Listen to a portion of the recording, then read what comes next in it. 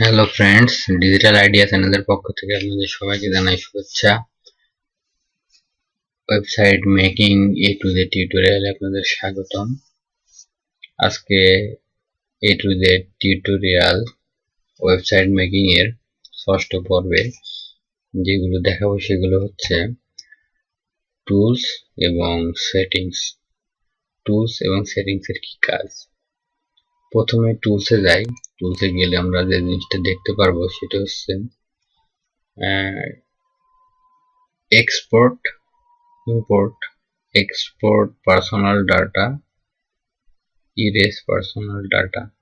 তো এক্সপোর্ট আর ইম্পোর্ট মানে সবাই আমরা জানি যে ইম্পোর্ট মানে আমদানি করা, এক্সপোর্ট মানে রপ্তানি করা। তো এক্সপোর্ট ক্লিক করলে আমরা কোনো সাইট, যদি কোনো সাইট এবং সেই সাইটের বিভিন্ন পোস্ট কন্টেন্ট যদি আমরা ওই সাইট থেকে এক্সপোর্ট করে নিয়ে আসি, তাহলে আমরা এই সাইটে ইম্পোর্ট অপশন থেকে ইম্পোর্ট করে দিলেই ওই সাইটের পোস্টগুলো আমাদের এই সাইটে কিন্তু আপনা আপনি শো করবে। তো আমরা কি করতে পারি, ব্লগারের ব্লগ রোল, লাইভ জার্নাল, যে কোনো কিছু থেকে আমরা কিন্তু ইম্পোর্ট করতে পারি। তো যেহেতু আমরা ওয়ার্ডপ্রেস সাইট, তো ওয়ার্ডপ্রেস সাইট থেকে এক্সপোর্ট করাটাই আমরা এখানে ইম্পোর্ট করতে পারবো। তাই ওয়ার্ডপ্রেস ইনস্টল নাও এখানে ক্লিক করলে এক্সপোর্ট নামে একটি অপশন আছে, WP এক্সপোর্ট ইম্পোর্ট, ইম্পোর্ট, সেই প্লাগইনটা এখানে সেট আপ হয়ে যাবে। সেই প্লাগইনটা সেট আপ হয়ে গেলে আমরা এখান থেকে ইম্পোর্ট করতে পারবো।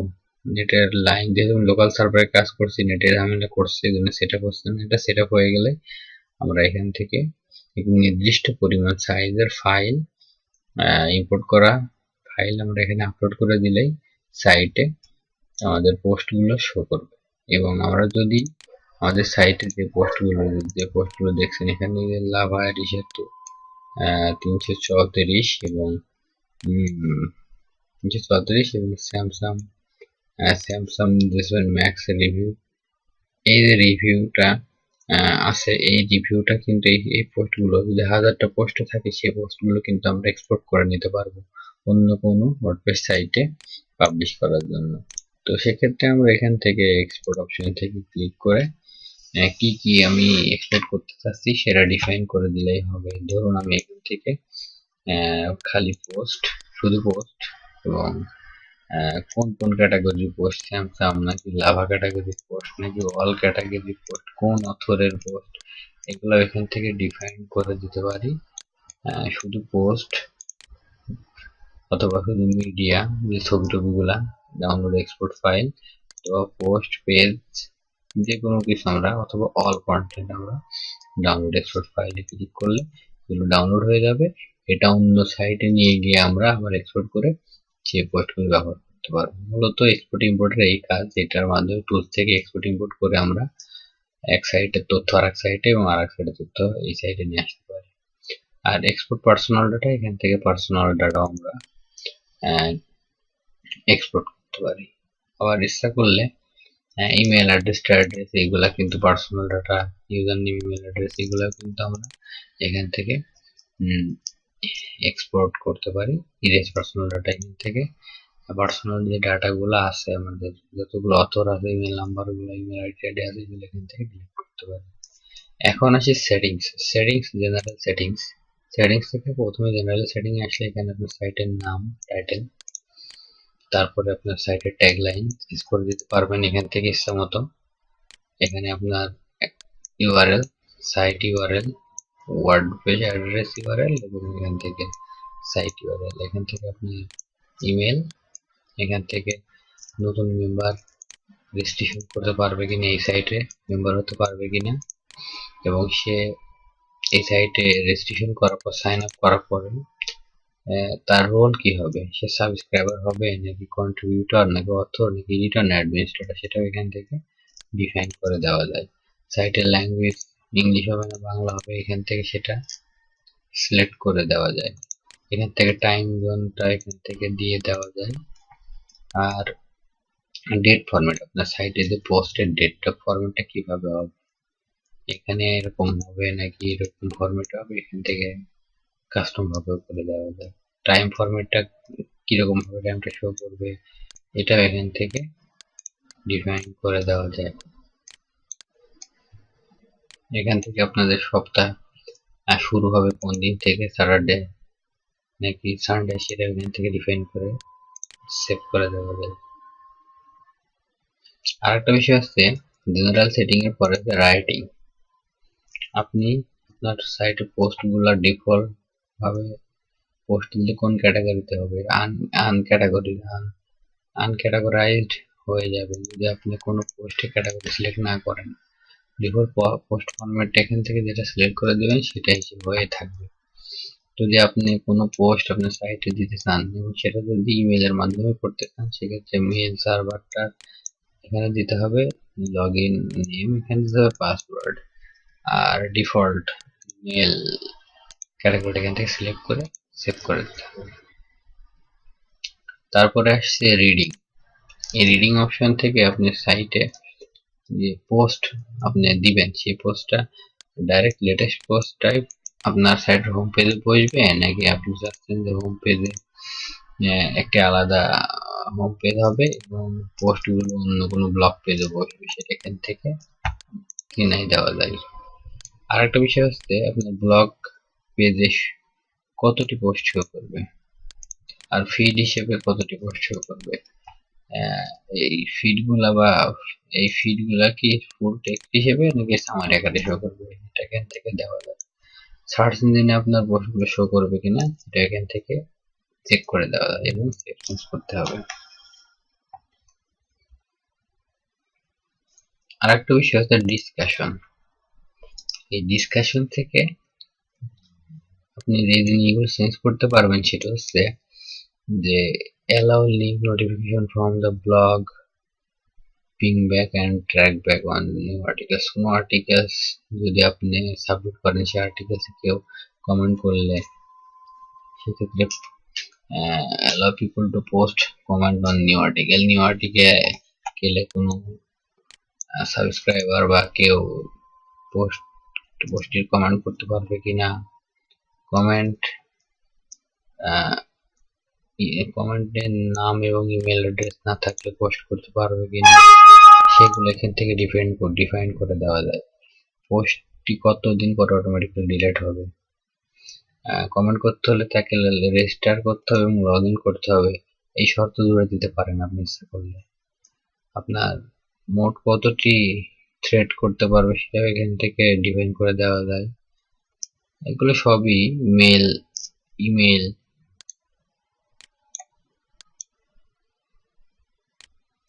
ইমেল করতে পারবে কিনা, মডিফাই করতে পারবে কিনা, comment must be manually approve, comment যদি কেউ করে সেগুলো ম্যানুয়ালি অ্যাপ্রুভ করে তারপরে আপনি সাবমিট করবেন কিনা।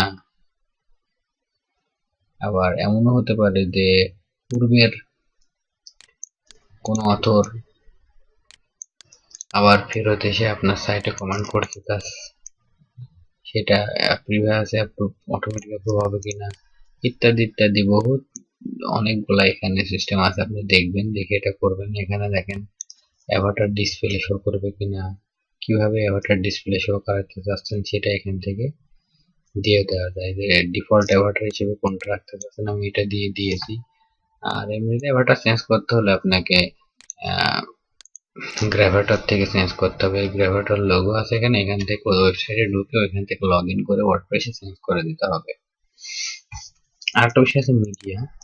এখানে মিডিয়ায় গেলে আপনি দেখবেন যে থাম্বনেল ইমেজটা কত সাইজে করতে চাচ্ছেন, আবার মিডিয়াম সাইজটা কেমন হবে, লার্জ সাইজটা কত বাই কত হবে, এখানে ডিফাইন করে দিতে পারবেন।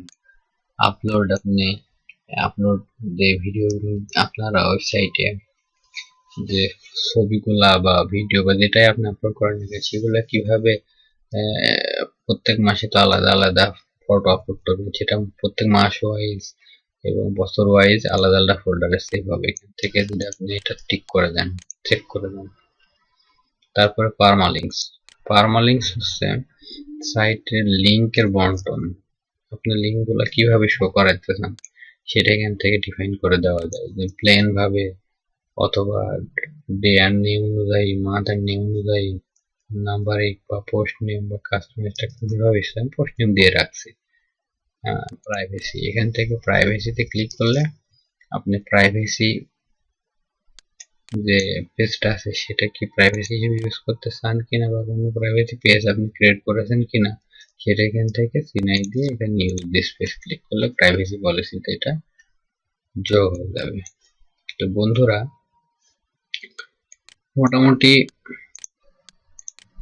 মোটামুটি প্রায় সব কিছুই আপনাদের এই ওয়ার্ডপ্রেসের ড্যাশবোর্ড সম্পর্কে আপনাদের দেখিয়েছি। তবে একটা জিনিস দেখায়, সেটা হচ্ছে যে ড্যাশবোর্ডে গেলে, আপনার ওয়ার্ডপ্রেসের ড্যাশবোর্ডে গেলে এখানে স্ক্রিন অপশন নামে একটা অপশন আছে। আপনারা দেখেন ড্যাশবোর্ডে আসলে কিন্তু ওয়েলকাম নামে একটি এখানে মেসেজ আসছে। এখানে get start, customize your site, next step, write your first blog post, add an WordPress view your site, manage widget menu, transform and so on of learn more about ইত্যাদি একটা আসছে, এটা আসছে।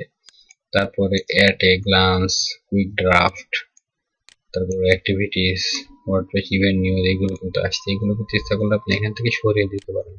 তাহলে আপনার কি করতে হবে, এই স্ক্রিন অপশনে ক্লিক করতে হবে। ক্লিক করে দেখেন ওয়েলকাম টু ওয়ার্ডপ্রেস, এটা যদি আপনি এখান থেকে ক্লিক করেন এটা সরে যাবে, ওয়েলকাম টু হারাই যাচ্ছে। ওয়ার্ডপ্রেস অ্যাট এ গ্লান্স এই অংশটি কিন্তু আপনি এখান থেকে উঠাই দিতে পারেন, অ্যাক্টিভিটি উঠাই দিতে পারেন, কুইক ড্রাফট এই পাশে এটাও কিন্তু এখান থেকে উঠাই দিতে পারেন, ওয়ার্ডপ্রেস ইভেন্ট সবগুলো উঠাই দিতে পারেন।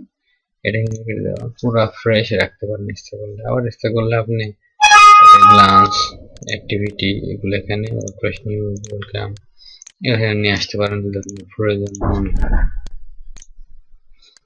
হেল্প থেকেও আপনি ডকুমেন্টেশন বা সাপোর্ট দিতে পারেন। তো বন্ধুরা, ওয়ার্ডপ্রেসের যে বেসিক জিনিস মোটামুটি এইগুলাই ছিল। ওয়ার্ডপ্রেসের যে ব্যাকএন্ডে খুব একটু বেশি জিনিস কিন্তু নাই। তবে থিম অপশনগুলো আপনারা একটু দেখবেন, নিজেরা ট্রাই করবেন। ওয়ার্ডপ্রেসের বেসিক জিনিসগুলো এগুলোই। তাছাড়া অন্যান্য অনেকগুলো জিনিস আছে যেগুলো আস্তে আস্তে আপনাদেরকে দেখাবো, কাজ করবো এবং দেখাবো। আপাতত ওয়ার্ডপ্রেসের যে মেনু পরিস্থিতি আজকের এই টিউটোরিয়ালের মাধ্যমে শেষ। পরবর্তীতে আমি পোস্ট করব এবং বিভিন্ন আপনার italic font, bold font break, তারপরে H1 tag, H2 tag, H3 tag, এই ট্যাগগুলা বিভিন্ন কিছু কিভাবে দিতে হয়, আপনার ড্রপ ডাউন মেনু কিভাবে করতে হয়, লিস্ট কিভাবে করতে হয়, এগুলো ডিটেলস আমি আপনাদেরকে ধারাবাহিকভাবে আস্তে আস্তে দেখাবো। তো বন্ধুরা, আমার এই ওয়ার্ডপ্রেস টিউটোরিয়ালটি যদি আপনাদের ভালো লাগে অবশ্যই কমেন্ট করবেন এবং বন্ধুদের সঙ্গে শেয়ার করবেন। আর এখনো যদি আমার চ্যানেলটি সাবস্ক্রাইব না করে থাকেন অবশ্যই সাবস্ক্রাইব বাটনে ক্লিক করবেন এবং সাবস্ক্রাইব করবেন এবং বেল বাটনটিতে, লাল রঙের বেল বাটনটিতে ক্লিক করে রাখবেন। তাহলে আমি আপডেট কোনো ভিডিও দিলে আপনারা দেখতে পারবেন, আমার সাথেই থাকতে পারবেন। আর ভালো খারাপ যাই হোক কমেন্টে জানায়েন, আমাদের সাথেই থাকবেন।